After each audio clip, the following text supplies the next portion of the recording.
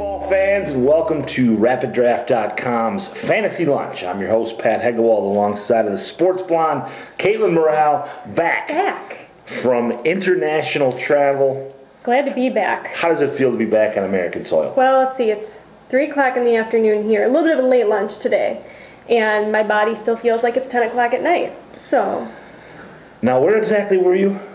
London for 2 days. Ireland, Dublin, Ireland for 4 days, and then all over France for about 7 days. The question is, did you just get absolutely dropped down hammered in an Irish pub?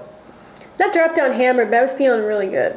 Well, you were with the future in-laws, so you can't really... Well, not in Ireland. It was just me. So then what was the problem? Should have laid it out. I do have a new affinity for Bulmer cider, though.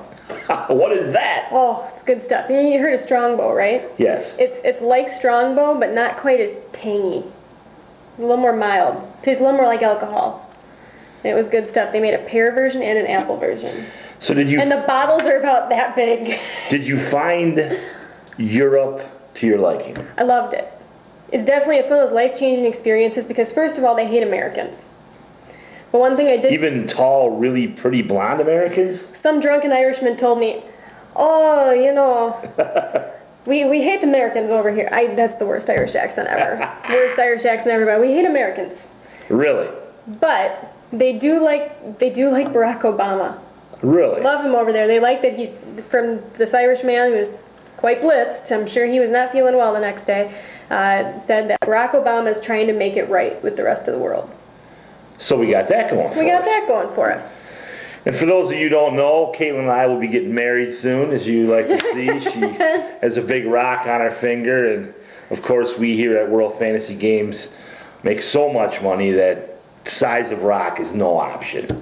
Makes over for size of other things that, you know that whole story. But no, congratulations are in order. You got yourself engaged overseas. I did. We were in London, in Hyde Park.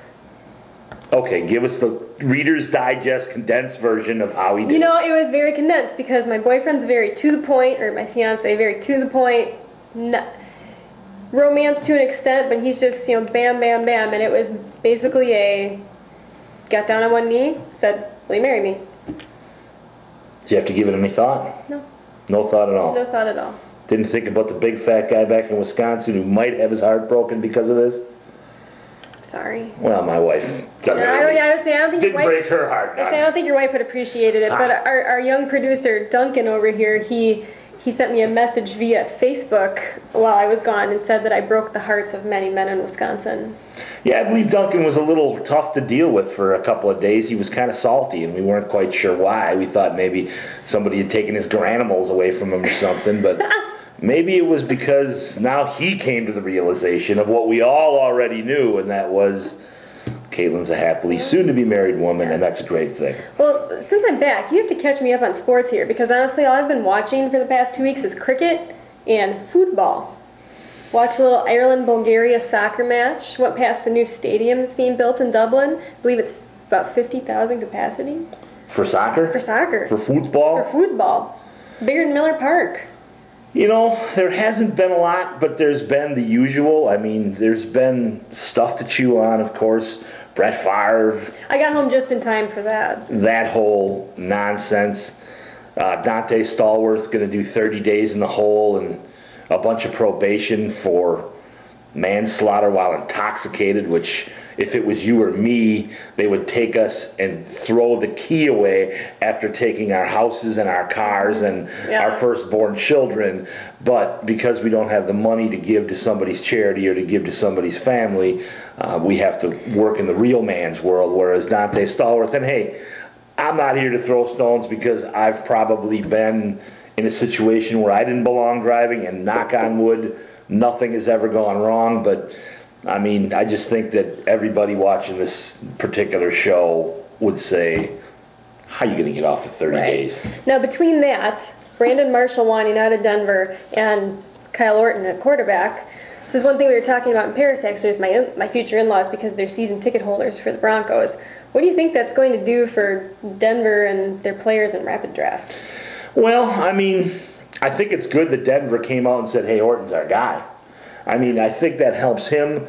Let's face it, of all their options, he's by far the best. You know, like him or hate him, he still had what would be considered a serviceable year in Chicago last year. So I like that. Absolutely. But Brandon Marshall, I mean, Brandon Marshall is kind of a train wreck in his own right. He's going to end up playing somewhere. He's just one of those guys where he's just far too talented. I believe Plex, I believe Deuce McAllister, I believe Edgerrin James.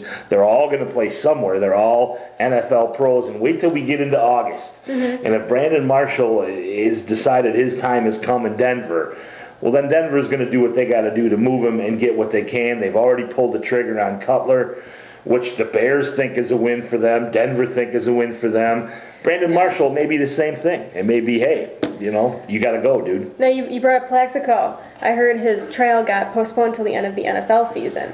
Which team do you think is going to be stupid enough to pick him? I mean, I don't want to say stupid enough because he's a talented player, but stupid enough character-wise to pick him up. Well, and believe it or not, everybody's chirping about the Jets being the inside track. I mean, you got Jericho Cotchery, who is undersized but has put up decent numbers. Lavernius is gone. Right. Chancey Stuckey. I mean, Dustin Keller.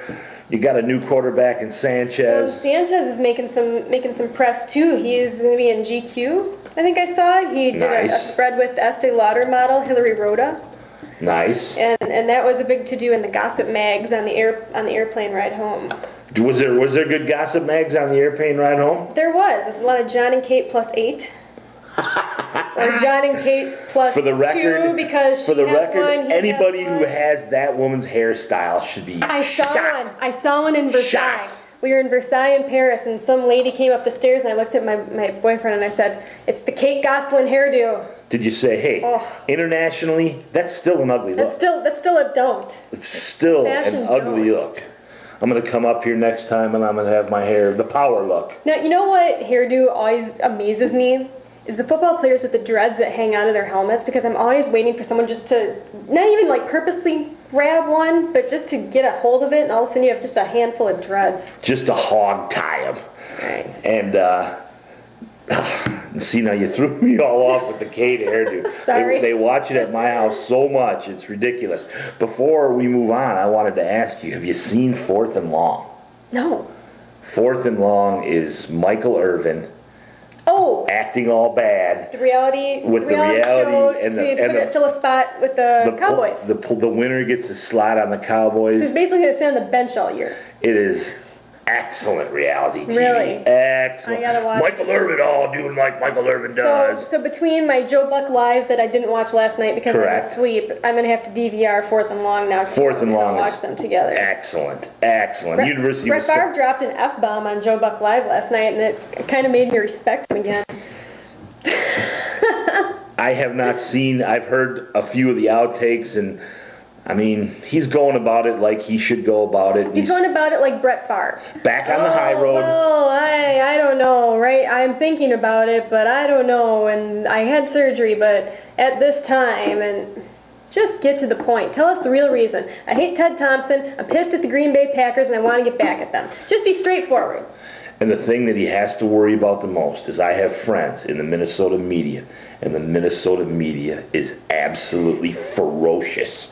And when Brett Favre does vintage Brett Favre, which shoulder surgery or not, we know he's going to go through that 2 or 3 game stretch where he cannot hit water. If he fell out of a boat, they are going to skewer him, and it's going to be, did we do the right thing? Well, Sage Rosenfeld wasn't that bad last year in Houston. Tavarius Jackson, maybe if he got one more year. And you know what, Minnesota fans? You can have it. Yes. We have a better quarterback, and even though our boss is going to be mad at us for talking about the Packers. I know, but we couldn't tiptoe around Brett Favre. It's a Favre story. It was his first public media appearance since the Vikings rumors have been circulating last night. So you had to touch it. We're sorry, JT. Sorry. And we'll just say this one last time. Packers, Packers, Packers, Packers, Packers, Packers, Packers, Packers, Packers.